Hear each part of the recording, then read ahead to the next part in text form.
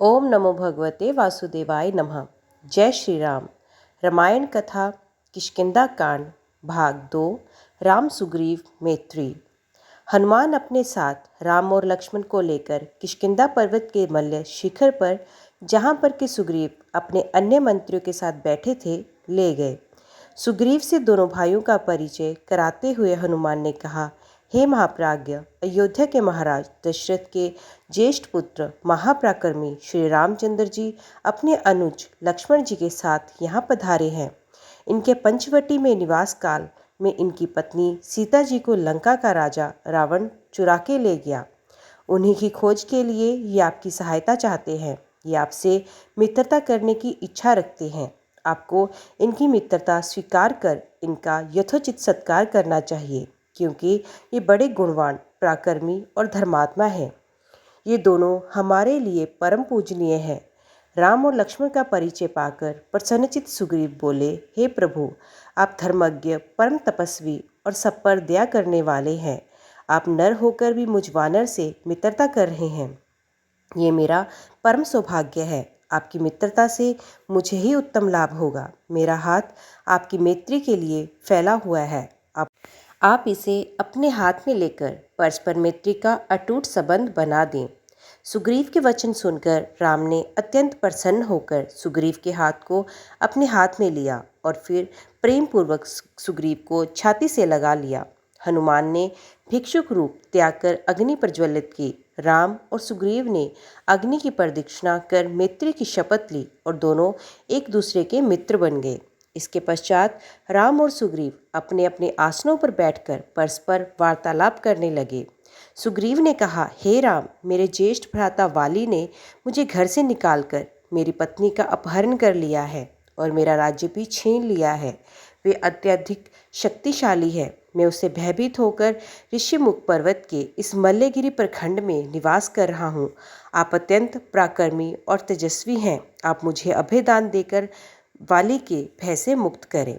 सुग्रीव के दीन वचन सुनकर राम जी बोले, हे सुग्रीव, मित्र तो उपकारपूर्ण रूप फल देने वाला होता है। मैं अपने तीक्ष्ण बाणों से तुम्हारी पत्नी के हरण करने वाले वाली का वध कर दूंगा। अब तुम में उसे मरा हुआ ही समझो। सुग्रीव ने प्रसन्नतापूर्वक कहा, हे राम, मेरे मंत्रियों में श्रेष्ठ सचिव हनुमान मुझे आपकी विपत्ति की संपूर्ण कथा बता चुके हैं। आपकी पत्नी सीता आकाश या पाताल में कहीं भी हो, मैं अवश्य उनका पता लगाऊंगा। रावण तो क्या, इंद्र आदि देवता भी सीता को मेरे वानरों की दृष्टि से छिपा नहीं सकते। राघव, कुछ ही दिनों पूर्व एक राक्षस एक स्त्री को लिए जा रहा था। उस समय हम इसी पर्वत पर बैठे थे। तब हमने उस स्त्री के मुख से हाय राम, हाय लक्ष्मण शब्द सुने थे। मेरा अनुमान है वे सीता ही थी।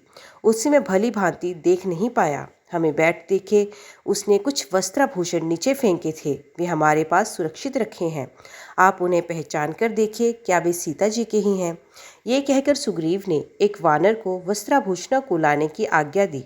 उन वस्त्राभूषणों को देखते ही राम का धीरज जाता रहा। वे नेत्रों से अश्रु बहाते हुए शोक विवल हो गए और धैर्य छोड़कर पृथ्वी पर गिर पड़े। चेतना लौटने पर वे लक्ष्मण से बोले, हे लक्ष्मण, सीता की इन आभूषणों को पहचानो। राक्षस के द्वारा हरे जाने पर सीता ने इन आभूषणों को पृथ्वी पर गिरा दिया होगा। लक्ष्मण ने कहा, भैया, इन आभूषणों में से ना तो मैं हाथों के कंकड़ों को पहचानता हूँ, ना गले के हार को, और ना ही मस्तक के किसी अन्य आभूषणों को पहचानता हूँ, क्योंकि मैंने आज तक सीता जी के हाथों और मुख की ओर कभी दृष्टि नहीं डाली।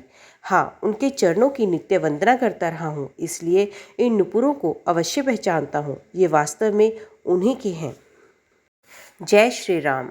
रामायण कथा किष्किंधा कांड भाग 3। राम सुग्रीव वार्तालाप। राम ने सुग्रीव से कहा, हे सुग्रीव, मुझे बताओ कि वे भयंकर रूपधारी राक्षस मेरी प्राणेश्वरी सीता को लेकर किस दिशा में गया। तुम शीघ्र पता लगाओ कि वे राक्षस कहाँ रहता है। वानरराज धोखे में डालकर और मेरा अपमान करके मेरी प्रियतमा को अपहरण करने वाला वे निशाचर मेरा घोर शत्रु है। मैं आज ही उसका वध करके सीता को मुक्त कराऊंगा। राम के शोक से पीड़ित वचन सुनकर सुग्रीव ने उन्हें आश्वासन दिया, हे राम, मैं नीच कुल में उत्पन्न उस पापात्मा राक्षस की शक्ति और गुप्त स्थान से परिचित नहीं हूँ, किंतु मैं आपको विश्वास दिलाता हूँ कि मैं शीघ्र ही ऐसा यत्न करूँगा कि मिथिलेश कुमारी सीता आपको मिल जाए। आप धैर्य धारण करें। इस प्रकार से व्याकुल होना व्यर्थ है। व्याकुल होने पर मनुष्य की बुद्धि गंभीर नहीं रह पाती। आपको इस प्रकार से अधीर होना शोभा नहीं देता। मुझे भी पत्नी के विरह का महान कष्ट प्राप्त हुआ है, तथापि मैं पत्नी के लिए निरंतर शोक नहीं करता। जब मैं वानर होकर धैर्य धारण कर सकता हूँ, तो आप तो नर हैं, महात्मा हैं, सुशिक्षित हैं। आप मुझसे भी अधिक धैर्य धारण कर सकते हैं।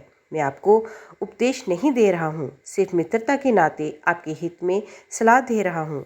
सुग्रीव की बात सुनकर राम नेत्रों में अश्रु पोंछकर बोले, हे वानरेश, तुमने वही किया जो एक स्नेही, एक हितैषी मित्र को करना चाहिए। तुम्हारा कार्य सर्वथा उचित है। सखे, तुम्हारे इस आश्वासन ने मेरी चिंता को दूर करके मुझे स्वस्थ बना दिया है।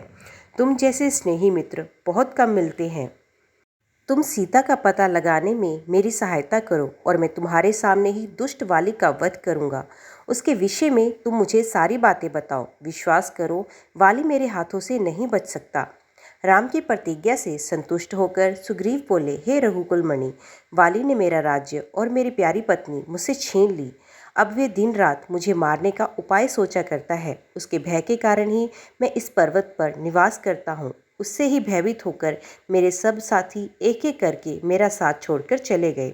अब ये केवल 4 मित्र मेरे साथ रह गए हैं। वाली अत्यंत बलवान है, उसके भय से मेरे प्राण सूख रहे हैं।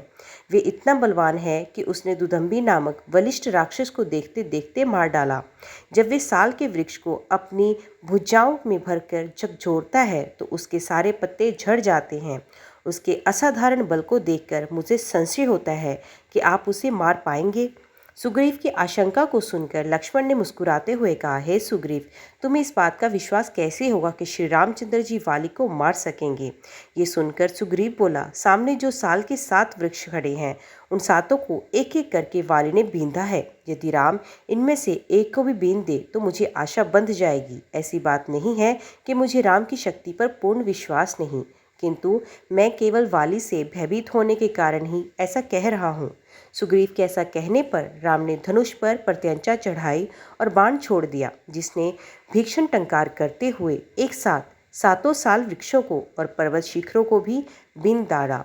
राम के इस पराक्रम को देखकर सुग्रीव विस्मित रह गए और उनकी भूरी भूरी प्रशंसा करते हुए बोले, प्रभु, वाली को मारकर आप मुझे अवश्य ही निश्चिंत कर दे। ओम नमो भगवते वासुदेवाय नमः। जय श्री राम। तो दोस्तों, आज की वीडियो में बस इतना ही।